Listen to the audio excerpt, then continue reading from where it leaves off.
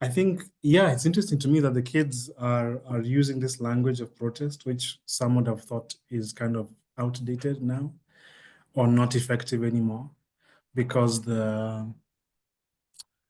now live in this age where it's just imagery you're creating, right? But people don't really engage. Like I keep thinking about that guy who burnt himself, the soldier, the US soldier. And like that used to be a world-stopping kind of thing. But now it's like, okay, whatever. Mm-hmm. So where does first protest sit in my practice? I think it's the very fact of not complying has to be what we call protests now, because we live in this time where, you comply with systems and technologies and platforms. Yeah. So I guess I And have made work that could be called kind of protest work, but not in that self, uh, not in a self-conscious way. yeah, and so I guess then it also, I think the question really is about, in some way, it's about the environment that you find yourself in, because you're Mm, responding to a set of conditions or so. I mean, I think there's a couple of things we can talk about the kind of political environment within which one operates, and as a result, the work does mhm, different. But I think what was interesting, you said something about image, and I think maybe we could start with that in a way. Maybe we mm. could kind of move away a little bit from politics and go into the realm of mediums. So how do you see medium of practice? Do you see medium as something static? Do you have a medium? Image is more powerful than text or not? Like how do you Mm, mm. organize your notion of media and mediums? Huh. I think in my recent years, I've been thinking more of abstract mediums like intention and life. Because as someone who jumped between like physical mediums and digital mediums all the time, there's always this question of like, okay, but what is, where is your practice leading you to? Um, and I didn't have answers for that earlier, but these days I feel like um, the world has kind of made it make a little bit more sense to be more of a kind of a medium nomad, because the thing that ties things together is why are you doing what you're doing? I think so anyway. So life as a medium. Yeah, yeah, yeah. Like, what did you do with your life? Like what did you do yesterday? Yeah, yeah, yeah, yeah. Like, how did you, for instance, how did you navigate choosing whether to be a parent in this world or not? Um, Mhm. what did you do with your thoughts about morality? Did you make them into acidic political positions, or did you? Yeah, we. I remember when we were younger, like maybe 10 years ago, there was this kind of focus on Africa and development and democracy. And there was all this teaching about like citizenship, active citizenship, which we got by force. It was all over the place. In that way that there's a kind of an additional curriculum that Africans have to study about the world and about life, because we are this target population for all kinds of, whether it's policy or whatever. But yeah, for a while there was all this language about democracy. And I think our generation was quite cynical about that stuff because we could see the logos of the funding agencies for all this messaging. And I thought that stuff just kind of flew over our heads. But then when the kids went to protest last year, all that language was what they were kind of activating, which was quite something to see. Yeah. So they were using the language that, are you saying that they were using the language that was kind of given to them in this process of, Yeah, uh, this whole idea of like rights holders and human rights and all that language, I could hear it coming from the kids, but now from a place of applying it. to their own kind of worldview, which was interesting. So It how was do you not cynical. Yeah, but how do you find this? Is this do you see this as just a kind of a peculiar kind of social phenomenon, or is it something that is you think? I think it's powerful because I think it's powerful and I think it's dangerous for the average young African to have this sense of self or having rights that are accorded to them just by being a person. That's new. Um, I don't think for the longest time Africans have not gone around thinking that we deserve peace and that we deserve life, you know. But the kids do. Yeah, they see themselves as citizens of the world in a way that the rest of us kind of had to negotiate with. Yeah. And why do you think that's present in this generation? I've been thinking lately it's because maybe it's because technology started to roll out in a much more uniform way across the world. So we don't have like Instagram for Africa. We have Instagram, right? And for the longest time, the world wasn't like that, right? We had media for one half of the world and media for the other half of the world. And now it's like everyone has AI, everyone has. So I've been thinking a lot about how this kind of switch towards algorithmic media has turned the whole world into one audience, right? And yeah, in treating Africans as the same as the rest of the world, there's a shift there. And the shift you're saying kind of manifests in reclaiming the agency. So I wonder, I wonder.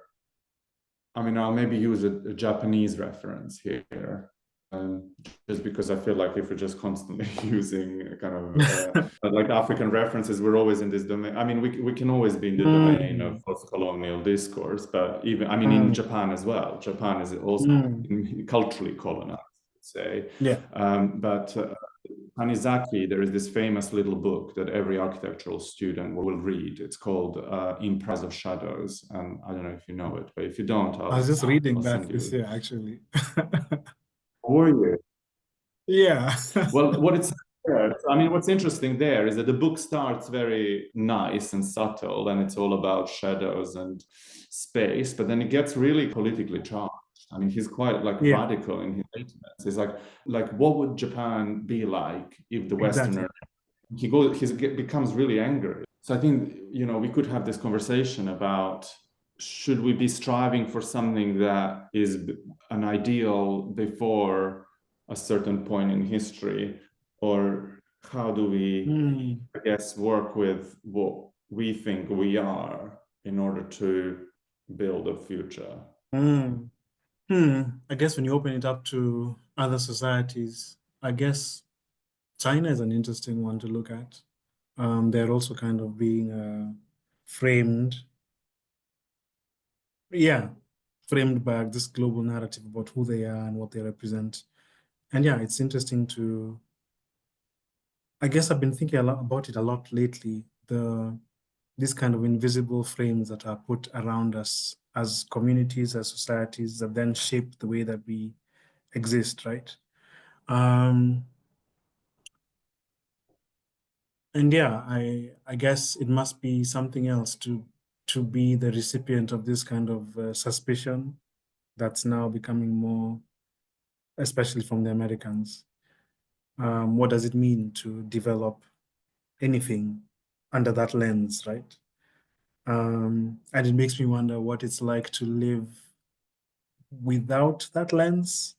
Like, what is it like to be a Scandinavian and to not have a sense that your failure represents the failure of your entire culture? Yeah, like what is it like to think and move without certain kinds of baggage? Because I guess even in America there is this, the Trump's slogan "Make America Great Again." It's like, oh, it also implies that there was a better time, that we were corrupted along the way and it's now Yeah, bad. There are these kind of pockets of time that are yeah, somehow seen as better. kind of bad. But I guess I wonder what happens in those processes. Like, have we Mm, learned? Can you say that Kenyans have learned something in this process? I think so. Mm-hmm. Yeah, I think the big lesson for Kenyans was that we have this huge idea about respect for the elders. And if you look at a lot of African politics, there's a lot of respect for the elder. But what happens? What does that mean in a continent where the elder has been wrong, has been um, co-opted, etc., etc. So for the kids to be on the streets saying no, that was a good lesson for Kenya. That yeah, sometimes younger generations have something to say to the older generation, and those makes me think about how yeah, I've been feeling lately like the West needs to learn from the rest of the world now, in the sense of how do you live in authoritarian societies, right?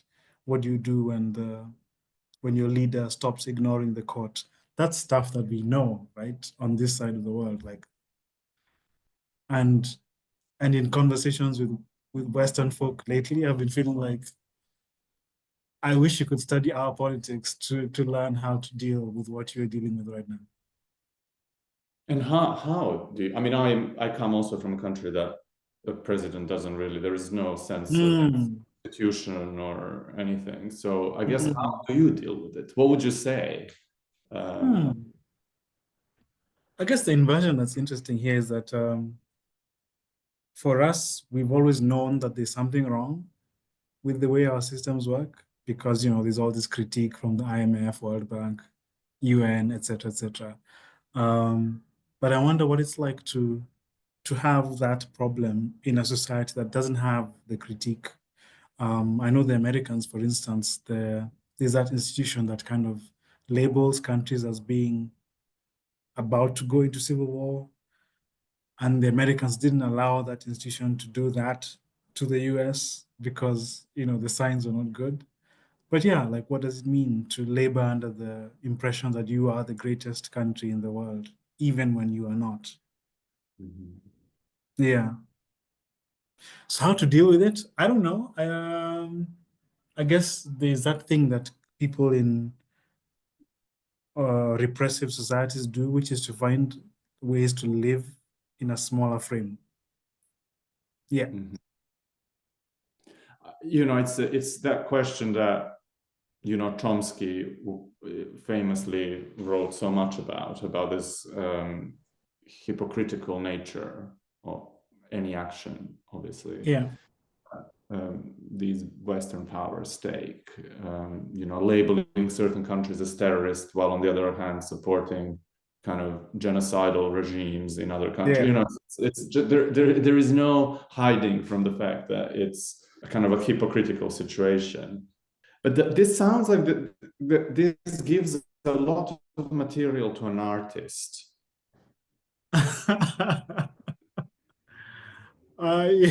yes, it does. But it also frightens, right? Because, for instance, I'm thinking about there's a young there's a young African who's been running this news platform that kind of centers all his news from the framework of like centering Africa. And he did this for maybe 2 years. The channel is called African Stream. And African Stream was taken down by the US Secretary of State, right? Mhm. Um, and ever since then, this guy has been fighting to get he's been banned from every platform. And like, for everyone who used to watch that channel, and there was a lot of people watching that channel, the question is like, mm, you can have like there's all kinds of crazy stuff on the internet, right? And none of that stuff gets the attention of the US Secretary of State. But this dude making content about how news can be looked at from this African perspective is such a threat. I don't think everyone receives that kind of paternalistic oversight. Yeah, so I do wonder if there are options that are available to your societies, in the sense that you don't have a lot of this, oversight. Mhm. Yeah, I wonder if that means that the options that are available to you are different. But then, artists. I mean, you're saying that you operate outside. Yeah. So to go back, yeah, as an artist, yeah, you do. I think artists have this sense of understanding good and evil in the world, I guess. But it is one thing to understand it on this metaphorical level of, like, human nature, and to understand it in a much more practical level of, like, I can't make this film because it's going to be banned.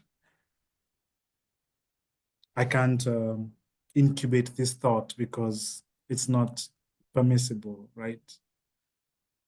Mhm. And I think that the raising of the stakes in that way makes art something else, makes it something much more urgent.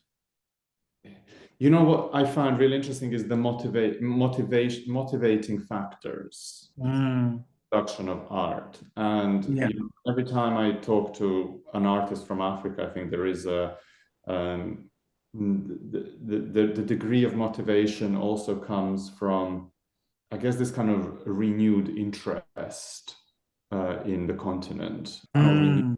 kind of interest in the continent as almost like as an moral obligation. Art institutions, Western art institutions. So, and actually, we've spoken about this before. I mean, we met in the context which kind of set those parameters. Amazing. Mm, mm, So, so I wonder, how do you kind of balance out, or how do you work within that situation where you're maybe not sure what the real motivation is mm, of maybe the opportunities that come from mm. outside. Yeah. Maybe this sounds so abstract. Maybe you can help me. Maybe with your answer. Maybe with your answer you can. Mm, mm, We know what we mean, right? But mm, mm. maybe your answer will clarify my question. Well, I have to say it's a thing that I continue to learn from, because well, these days I'm a little less surprised by the external kind of motivations that come my way. Um, but yeah, I feel like every day I'm learning how to navigate, how to continue to have my own motivations that are not only about responding to the outside. Sometimes I remember, for instance, making work while angry doesn't really work for me. Or the moments when I have made work while angry, um, the works have frozen that anger in ways that sometimes can be frightening a little.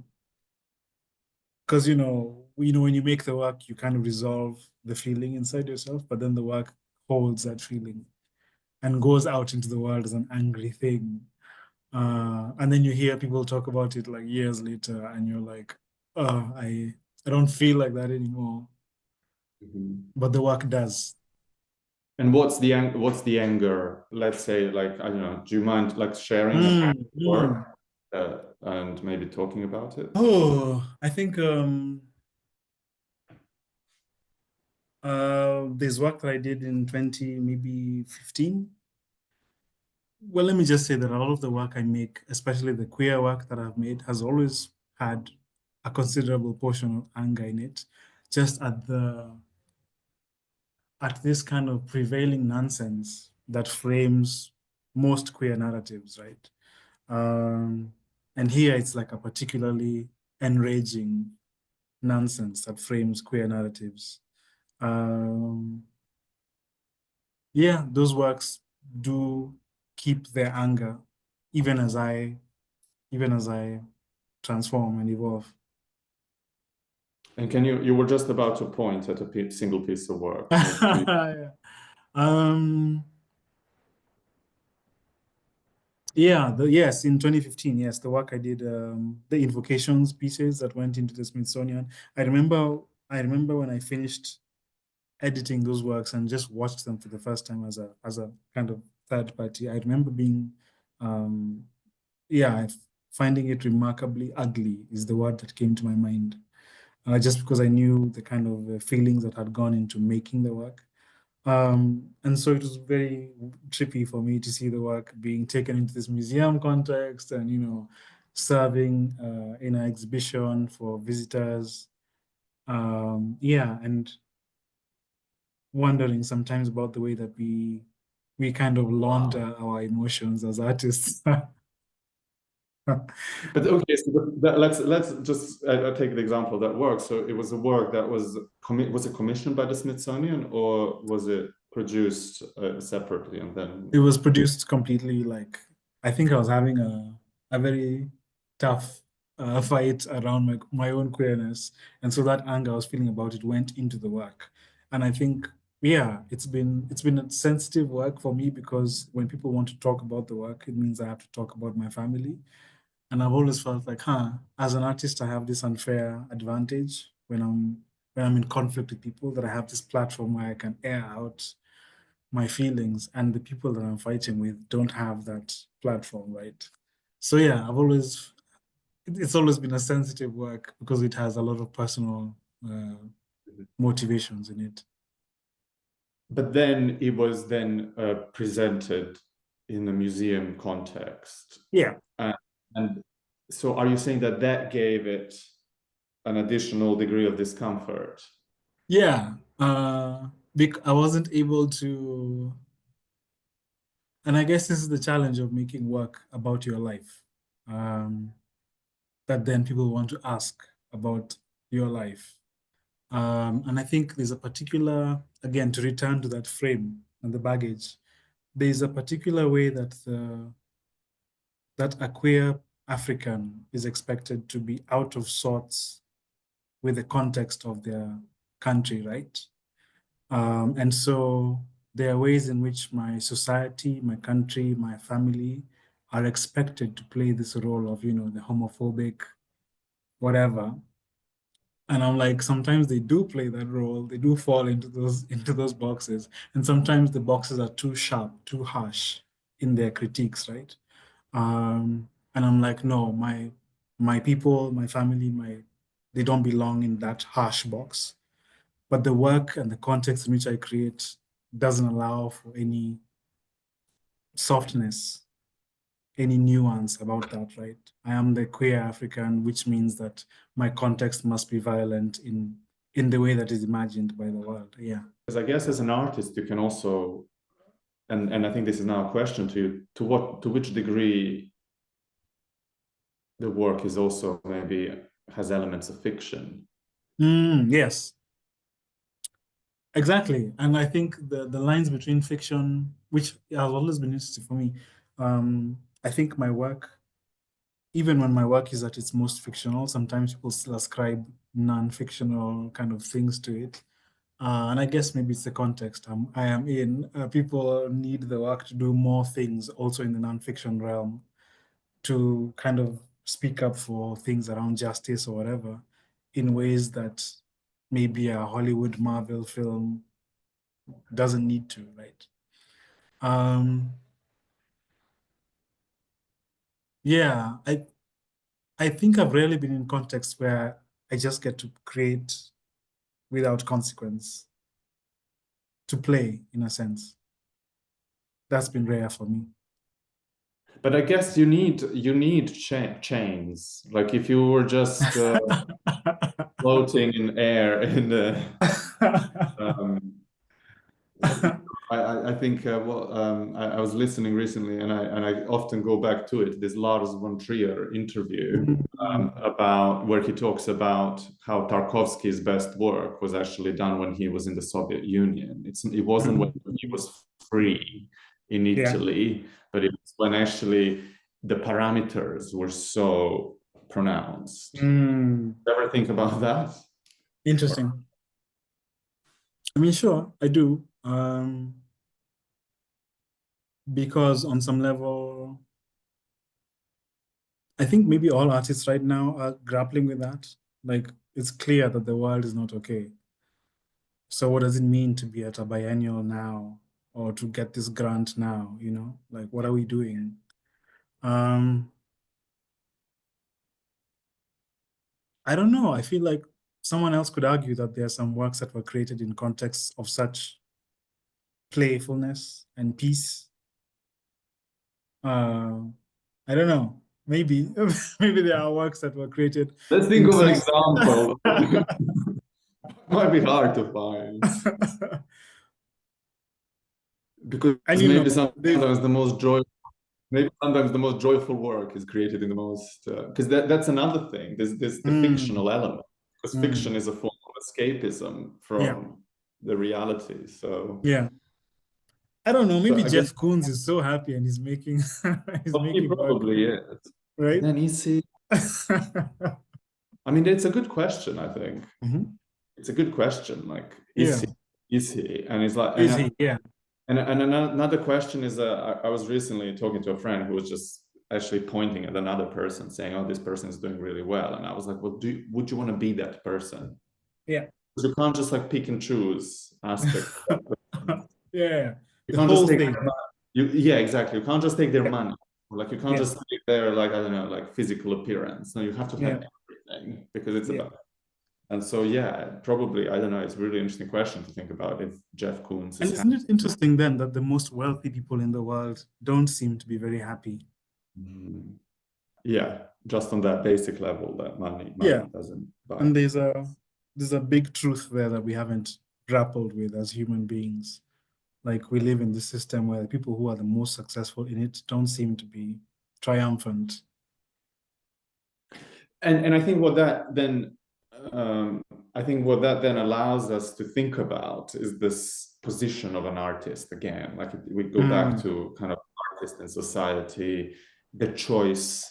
I think the difficulty, I mean, I teach architecture, I'm an architect. So architecture actually is created within with so many constraints. I mean, architecture is a kind of in a way an art of constraints.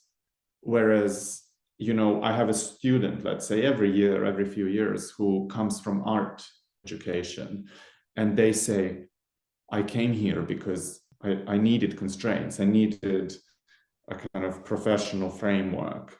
Art is anything, and it can be everything.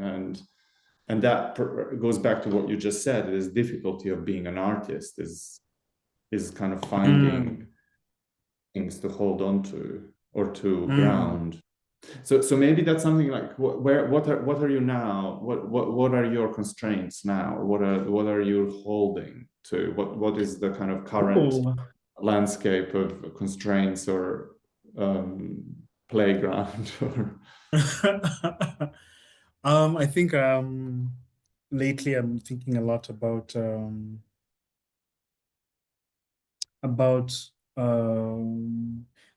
creating room for people to not know what the hell we are doing, right?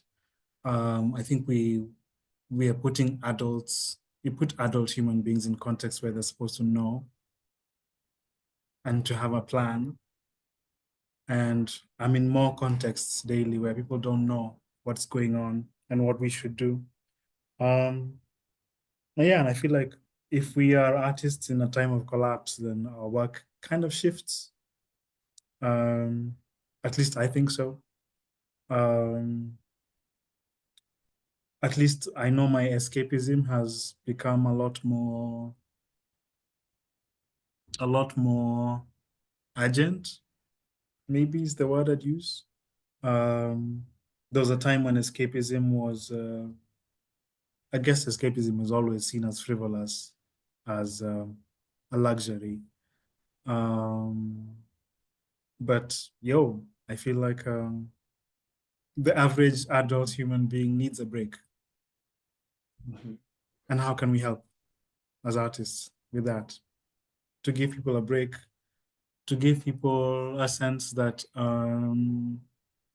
even as everything is changing, the one thing that we can rely on is our capacity to be imaginative, even in contexts where the frame is much, much smaller, right? But then I feel like I break my intentions depending on who I'm addressing. The work that I'm creating to address my people here are a lot more about really, really sitting with the violence of the past. I feel like things have been decent for the couple decades, but I feel like my people are forgetting what it can look like when things are bad.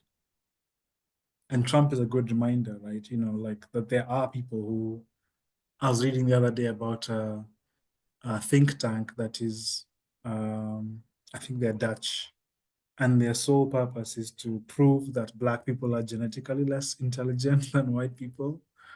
And I'm like, you know, sometimes I feel like my people forget that we live in a world where such organizations can get, you know, $1 billion from some tech tycoon. Because just because you're a millionaire in Silicon Valley doesn't mean that your mind is any more improved, right? Yeah, so there's a part of me that wants to make work that makes people really, for instance, the pandemic was strong for me. And I guess in a way I'm kind of answering that question you're asking me about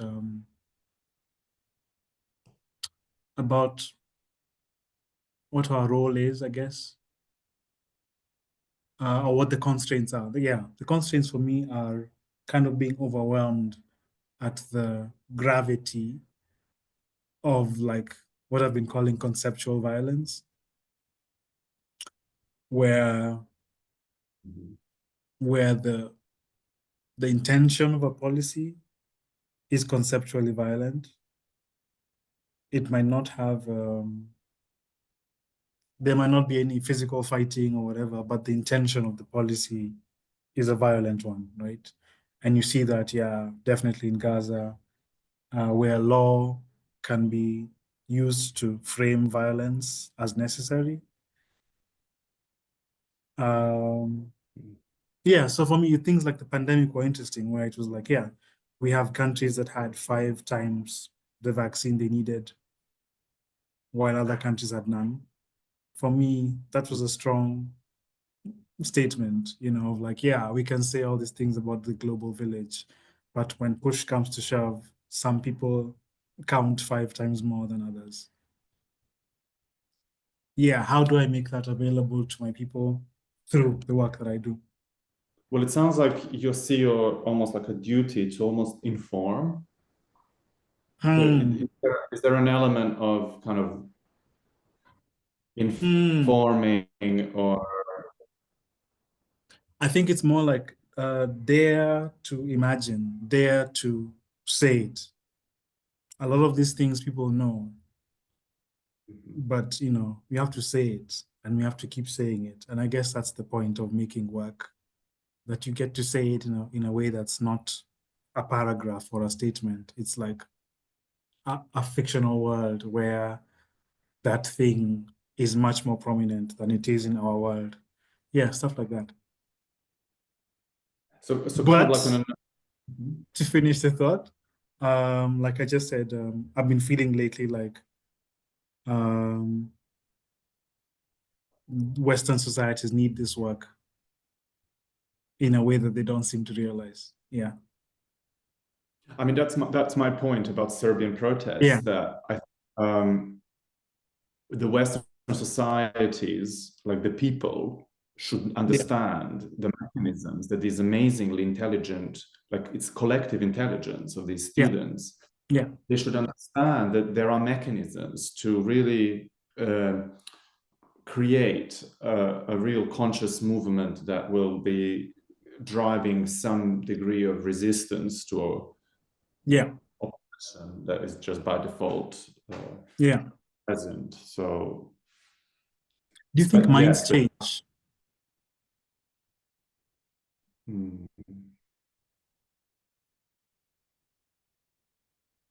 Yeah, I do.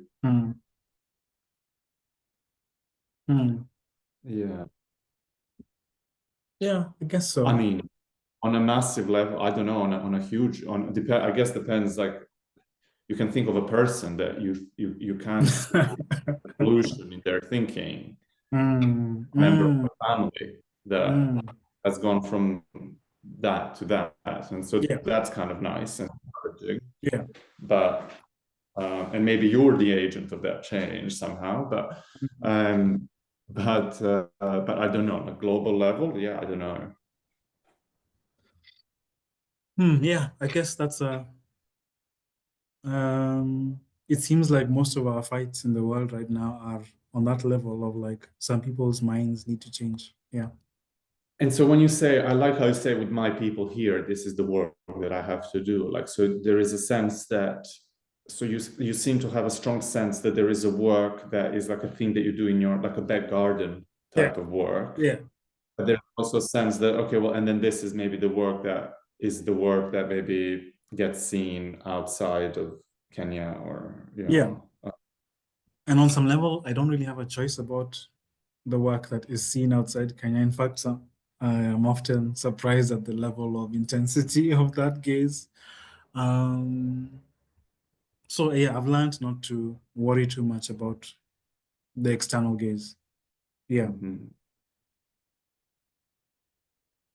And honestly, I don't even think external audiences are even open to the idea of work being made for them by other people. So I think it's interesting you mentioned we mentioned film a little bit, your film work, and you know where it goes and where. But in a way, you started with music. Music was accidental. It has always been accidental for me. I was always more invested in imagery, and film in particular.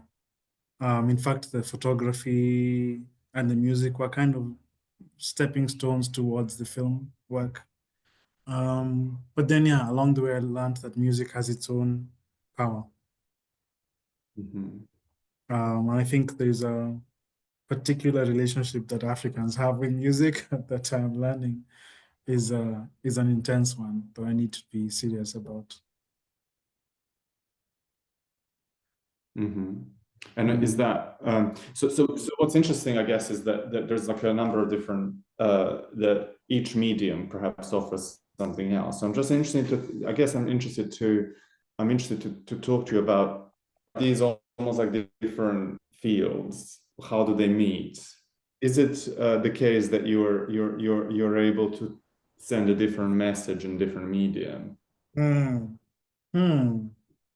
Yeah, I think with film is the most is the one that gives me the most control of what my audience are feeling,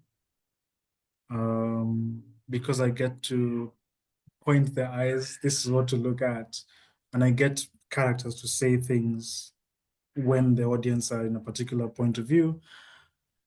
With music, I've learned that music is a much more private and personal thing for audiences. They have their own relationship with a song. And you almost don't have much of a say about that relationship. And then with imagery, with the others, there's a lot less hand-holding that is possible to do with the audience than with film. And then for me, music is the wildest. It's the one that I don't really understand it, even though I've done it for a couple of years. I still don't understand how it works. Yeah. But but then perhaps you're channeling different things into different media, different aspect of your creativity goes in different Yeah, I media. think so. Especially with music, there's something about in the early days of my music, I wasn't the one singing. I was like creating music for other people to perform on. But as that relationship changed, oof, performing music is like the most personal, the most intimate thing. Um, because the others I'm allowed to step back. I'm allowed to create space for others, but music is like weirdly personal.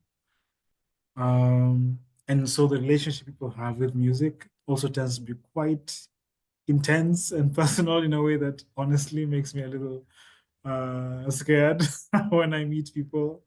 Um, but yeah, it pushes me in a different way and it allows me to say things in a different way. For instance, And lately I've been thinking, lately I've been putting on music that doesn't really have a language. And that's also to kind of escape the that baggage of like which language was this song made in, what is it about, etc., etc. And I was worried that that would kind of float around aimlessly in the world.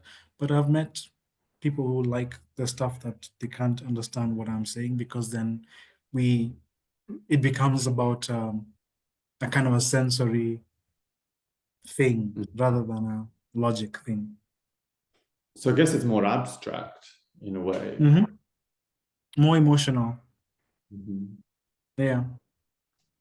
I mean, what I was thinking when I'm asking the question is really this, I guess, distinction between abstraction. So exactly that, like allowing people Mm. to project into the piece of work, and then Yeah. being very specific, telling them this is the problem. This is Yeah. what I talk about. Yeah. But I guess you're one person, so you have both. You're the one that kind of interconnects both of these. Yeah. Yeah. At least I'm learning to. Um, because for instance, like I said, I don't really understand music, even though I make it. And so there are aspects of my work that I haven't really understood, to be honest. The parts that involved music. Yeah. And but then photography is less. It's I guess so much more clear or Yeah. intentional. At least to me, it seems it's like sugar, you just there's no processing needed. You just kind of ingest it. And yeah, I find it is the most beguiling, the most deceptive of the mediums. With music, I am made honest. It's not that I want to be. Music makes me honest, but imagery, um, don't believe a word. Don't believe a thing you see. I think these are the mediums that you, as an artist, a kind of singular person, Mm. use. But I guess other mediums are, again, I love when you say my people. I wonder whether there is a certain medium that is actually a kind of a collaborative process. Oh yeah. And so, what are those other forms of engagement that I think maybe are part of your practice? Mm. I guess I'd say the work that I've done in community has has an element of that idea of people as a medium, people aligned around an intention as a medium. So the collective was definitely that, like what can between 10 to 17 Kenyans do when placed in this particular context. The band was another one. And I guess even things like the inventories program I was involved with was a different kind of collective, one that was much more adult in a sense, grappling with much more adult themes. Um, there are things that you can do. For instance, Stories of Our Lives, I don't think I could have created that work on my own. It Mhm. required a kind of collective bravery that would not have been available to me as an individual filmmaker. And I know I've met many artists who very much prefer to operate as individuals. Um, But yeah, I think I've gotten to see what is possible with people. Yeah. And in the stories of our lives, I mean, there's like there's like an element of production, Mhm. right? So production is a kind of collective effort, but there's also people, the stories that you're telling. Yeah. I remember we always used to credit the stories of our lives as a film by the Nest Collective. And I know some festivals would kind of switch that around and say a film by Jim. And I kept saying, no, this really was a collective work in the sense that I couldn't, there are films that you could say are made by the director. I don't think Stories is one of those because there was just so much collective wisdom at very many different levels, even on the story level. Yeah. I wonder if there are 5 stories in Stories of Our Lives. Mhm. Is there a story that, I mean, it's a terrible question, but I wonder if there is, I wonder if there is a story that maybe is like a microcosm of all the stories. So I don't know. Hmm. Um, I'd say one of the stories is yeah, one of the stories, the one about the one in the rural setting, Athman, I think it's called.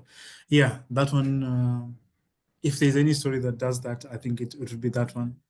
Um, Can you tell us the story? Because I know it, but anyone so it's a story about two men working on a tea farm in some part of rural Kenya, and one of them has feelings for the other, and the other is very, very, very straight.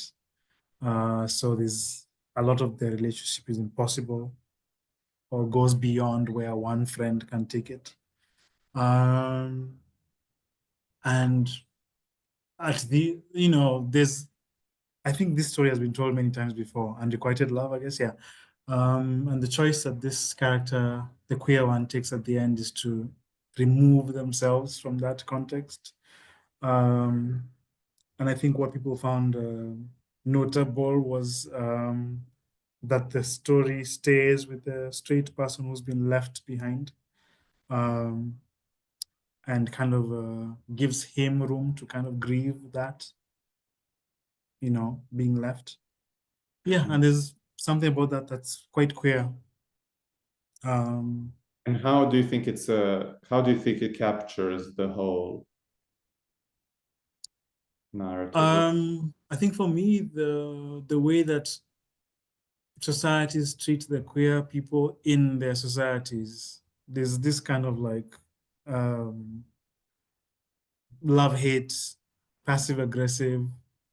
Um, we don't want you here, but you are politically convenient to have around because then we have someone to blame for, etc. Yeah, there's this question that queer folks have to grapple with, how to, whether to stay in their societies and take that kind of confused, longing, hatred from their people, or to choose better for themselves and leave.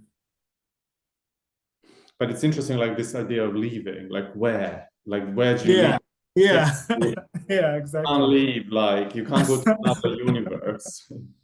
And for the longest time, the West operated as this place where people from this side of the Oh world go. yes, true. And that's not going very well, is it? And yeah, it goes back to that question I was asking about, like, yeah, so when you are a trans person in the US and it is the US that is saying you don't belong, yeah, where do you go? Yeah. Do you come to Africa?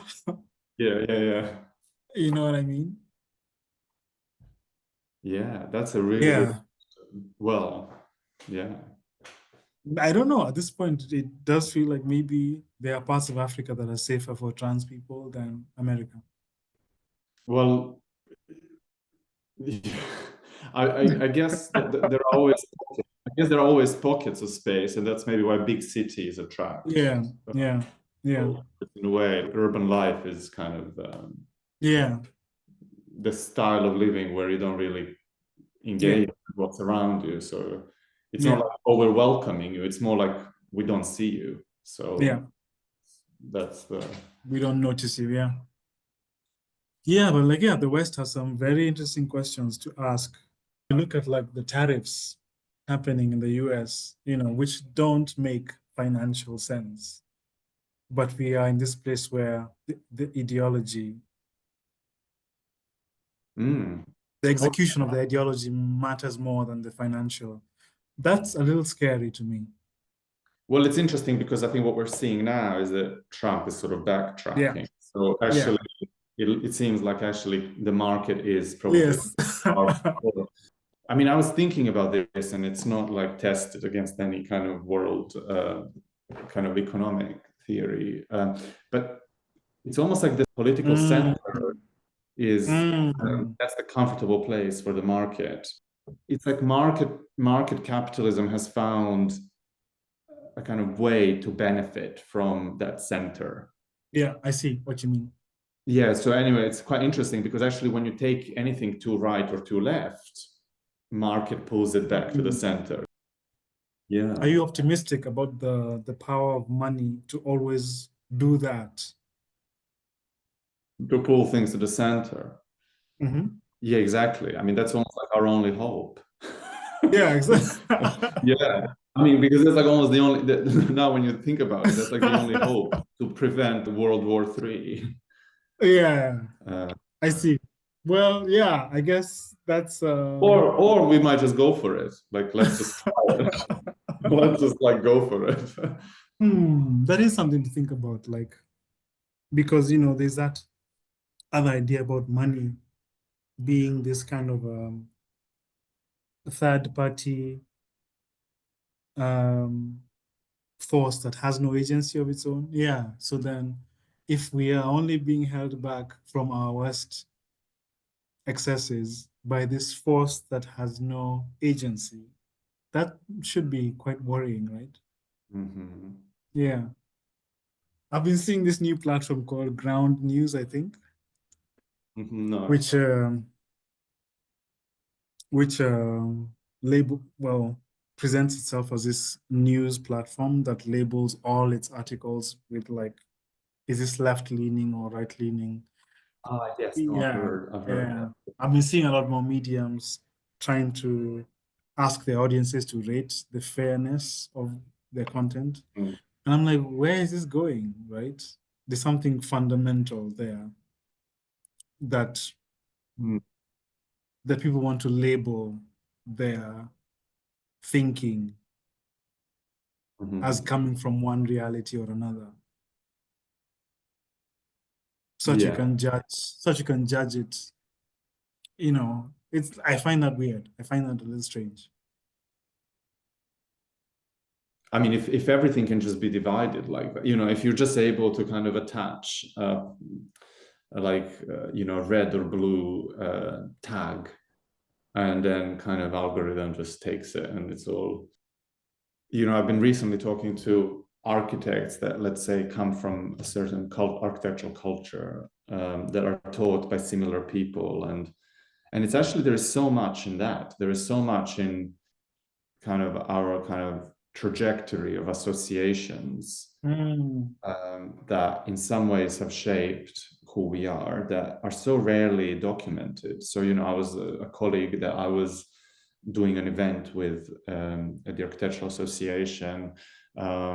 Just as we were chatting afterwards, we were kind of starting to discover certain links, even though you could say that we had completely two different trajectories, but mm, actually there were so many connections. But you don't really see people's real biographies. You don't really yeah. see a kind of a trajectory of associations of people that they've learned from. I mean, it's maybe No. something. I think this conversation, Jim, is unlike most conversations. But I think maybe this brings us maybe to a good question for you, which is that what is the kind of culture of thought, of dialogue? Who are the people that have profoundly influenced you, maybe? Are there any kind of pointers where Mm, you kind of also define yourself in relation to? mm. Um, I was talking about this with a friend lately. We were talking about how I suppose Kenya sits in a weird place in the world where it is one of those African countries that people do know a little bit about or have some picture of, whether it's because of weird things like Obama or athletics, etc., etc. Not all African countries sit in the global imagination in the way that Kenya or Egypt, a few countries do. And there's something about Kenya that means that we were able to engage with the media of the world in ways that maybe other African countries didn't get. So we are always accused, or we are generally characterized as being very worldly here in Kenya. And so I remember being very, very influenced by the media that was coming out or that was happening around the 2000s. The internet, technology, there was a kind of which I have now recognized it as a kind of millennial angst about technology. Because I see echoes of it happening with Gen Z, but not about technology, about bigger things like the future, climate. For us, it was just like, wow, technology allows us to be things that our parents were not, allows us to eat the world in a sense, in a way that our parents did not. So I'm definitely framed very much by feeling like part of the world as we engage with that. And then in my later years, realizing that no, we were actually an accidental audience for that stuff. It wasn't about us. It was never for us. Yeah, so that maybe is like the blanket thing I can say really shaped that kind of feeling at one with the world and feeling also not seen by the world. Mm-hmm. Yeah, and then because I'm a musician, a lot of musicians, a lot of music videos, a lot of kind of what I'd call a lot more pop culture stuff. And I suppose that's because we don't have a film school here. We don't really have like very serious art schools here. So the way that most Kenyan and African artists get to be interested is by paying attention to pop culture, more so than a kind of arts media or training. So I know often when I speak to filmmakers from other regions, for instance, they always talk about like their canon, like, have you watched this? Have you watched this? Have you watched that? And it's like, these are the films that a student of film from your society is expected to have.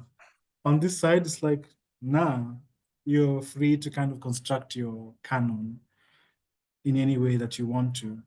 And that kind of is freeing, right? Mm-hmm. Yeah. But I guess the canon is then defined by those channels that somehow. Yes.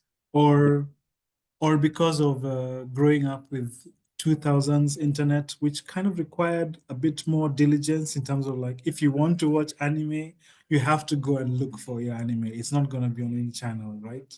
So it's a kind of a hunter-gatherer kind of thing that the millennials did with their media, where it was like, if I like rock, I went out into the world and found my berries. I find that society now is a lot more like, you're kind of served with media, and the person that you decide to become is a lot more hazy. The borders of yourself are a lot more constructed by other things than your own choice. At And do least, you teach? Do you teach film? I lately have been put in contexts where I'm kind of expected to teach, which has been a surprise, to be honest. Um, But I think my attitude to teaching is always more like it's so cliche to say that you learn more from your students than but yeah, I mean it's true. Like students are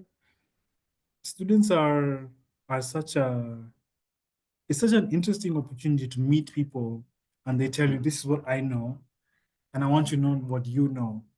And there are many people who use that context to just kind of pass information from one mind to another. But for me, I'm always like, okay, but yeah, how did you become the person who chooses to be in this class or in this room? And I find those answers so interesting, especially here on this continent where there are many more reasons not to be in a room learning about anything than there are reasons to be outside, playing sports, being a music celebrity. There are many other things you could be doing than sitting in a room listening. So yeah, I find that people who want to learn are interesting, right? Human beings who are not satisfied with what they know about the world. And do you then have your own canon that you would Mm. offer? Yeah. Depending on who I'm talking to, the canon is different. There's a queer canon for sure. Works that make queer people feel seen. There's definitely a black canon, a Kenyan canon. There are different canons. And even when I'm speaking to white audiences who are interested in Africa or interested in Africans, because those are different audiences, then there are also works that you that you show them. But in those contexts, I'm usually pushing back. I often find myself pushing back in those contexts to an over easy assumption about the continent or about me. Um, in fact, um, I think the context where I find myself doing a lot more teaching in the more traditional sense of like everyone shut up and listen are the contexts where I'm speaking to Western audiences because I find those audiences to be the ones that are the most dangerous to let them roam freely about your personhood, about your history, about your context. Because yeah, this for example, and Kenya being one of those countries where if you want a bite of Africa without the malaria and without too much of the African inconveniences, Kenya is one of those countries that's like Okay. an easy, it's like we're a snack for people who want to Yeah, dabble yeah, in yeah, yeah. Africa. And so we're always meeting. I'm always Mm. being called into these meetings where a cohort of young Americans are in Africa and they want to learn from you. And in those moments, you feel like you are, you have this kind of responsibility to make sure that they don't leave the continent with some weird idea about how welcome they are, about how easy things are on the continent, etc., etc. So I remember talking to a group of young, mostly white women who were in Kenya, the other day. And I was telling them, I know that in 5 years or 10 years' time, I'm going to meet you in rooms where you are the Africa expert because of this trip that you did, right? Or because you read a book about Africa. Yeah, and I want you to remember this moment when I'm telling you that it's not that easy. Yeah. Yeah. And I hope they listen. You don't know where this stuff goes. Yeah, no, it's true.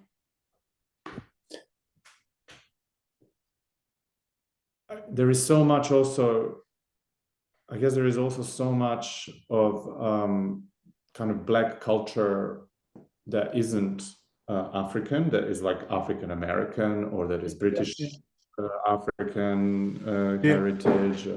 And so I wonder that I also presume that there is a lot there that isn't Africa as Yes, well. You could have yes, also been talking to a group of Black people from Britain or a Black people from yes, America, yes. Yeah. where you also could say, well, you're not going to be an expert on Africa. And that's yeah, you're right. And that is a different conversation, one that is becoming That's a completely different conversation with yeah, different kinds of layers and, and different kinds of complexities to yeah, the one that you mentioned, white women. But yeah. And yet some parts of it are the same. Like for instance, there's a lot more African Americans coming to Africa, looking for ancestry, looking for a small bite of home, I guess. And yeah, the conversations are different, but they are similarly about boundaries. Yeah.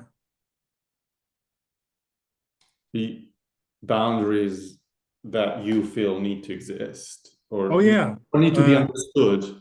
Yes, yes, yes. Yeah, because for instance, there's a tendency for African Americans to not think of themselves as Americans. And I'm like, an American in the world moves in a particular way. Yeah. And even as a Black American, you have to be aware that there's a part of you that's American and that triggers a certain kind of feeling in people who have a relationship with America, etc., etc. Yeah. Mm-hmm.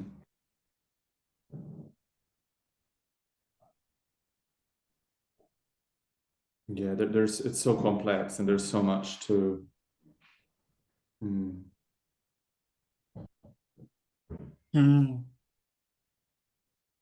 I don't know. I think and we have, we haven't talked about AI, which for me is so interesting because of the way that the capacity for AI to, and there's all this, controversy about how it has been constructed, what it is for, how much water it uses. But for me, I'm like, on the conceptual level, I'm so interested in this idea that of human beings not having to be the best at ABC, right?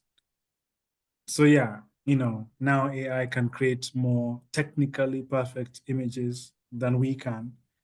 So what does not having to be the most technically proficient human being or intelligence, what does that do for us? And what does that do particularly for white supremacy, for there to be intelligences that, we talked earlier about this organization that's proving that whiteness is more intelligent. So I'm like, yeah, what does it now do for super intelligence to come and sit above all that and make this squabbling irrelevant about which human beings are the most intellectual? Does that free us? I hope so. Do you see any? Well, I guess you see dangers in again probably AI with inherent biases and so on. Yeah, a lot has been said about bias, but I feel like that is Africans can handle bias. Yeah. So what you're saying, you're actually more interested in. Yeah, I'm more interested in what this does for the people who are invested in being supreme. Yeah. Okay. Okay. Yeah. Oh, you're basically saying it's another weapon.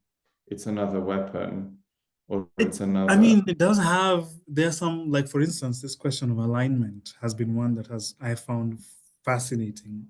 This idea that I find there's something very incoherent about the way that AI scientists talk about this stuff. To call it super intelligence, super meaning more than, right? But then to still have this very intense desire to control the super intelligence and to call that alignment, meaning that, this intelligence has to be aligned with, I always find that with what? Mm-hmm. With whose history, with whose ideals about what is Yeah. alignment. Yeah. And I find that conversation to be very nakedly imperialist because, you have to spell it out. You have to write it down and say, these are the things that matter.